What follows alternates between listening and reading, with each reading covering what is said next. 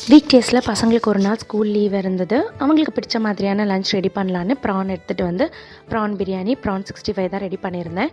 இன்றைக்கும் இல்லாமல் அன்றைக்கின்னு பார்த்து ரெண்டுமே ரொம்ப சூப்பராக இருந்தது. இந்த மாதிரி நான்வெஜ் லஞ்ச் எல்லாம் ரெடி பண்ணுறேன் அப்படின்னா டின்னருக்கும் சேர்த்தே தான் வந்து ரெடி பண்ணி வச்சுருவேன். அந்த அன்றைக்கி நைட் வந்து என்னால் எதுவுமே செய்ய முடியாது. ஸோ அதை வச்சே மேனேஜ் பண்ணியிருப்பேன். பிரியாணி இன்னைக்கு கொஞ்சம் எக்ஸ்ட்ராவாகவே ரெடி பண்ணிட்டேன். ப்ரான் 65 பிரியாணி விட ரொம்ப நல்லா இருந்தது. ப்ரான் வந்து நம்ம ஷாலோ ஃப்ரை பண்ணுறது வந்து ரொம்ப நல்லது. டீப் ஃப்ரை பண்ணுறதுக்கு பதிலாக மசாலாலாம் நல்லா கிறிஸ்பியாக இருந்தது. ப்ரான் ஹார்ட் ஆகாமல் இருந்தது. ரொம்ப நேரத்துக்கு அந்த கிறிஸ்பினஸ் இருந்தது.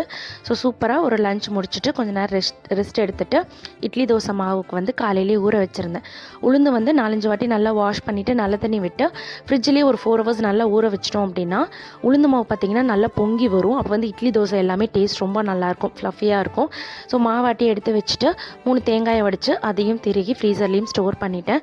நைட்டு டின்னருக்கு பிரியாணியே இருந்தது. அதையே சூடு பண்ணி சாப்பிட்டு முடிச்சுட்டு கவுண்டர் டாப் எல்லாத்தையுமே க்ளீன் பண்ணி தொடச்சி விட்டுட்டு நைட்டு சாப்பிட்ருந்த பாத்திரம் இருந்தது, அதையும் கழுவி வச்சுட்டேன்.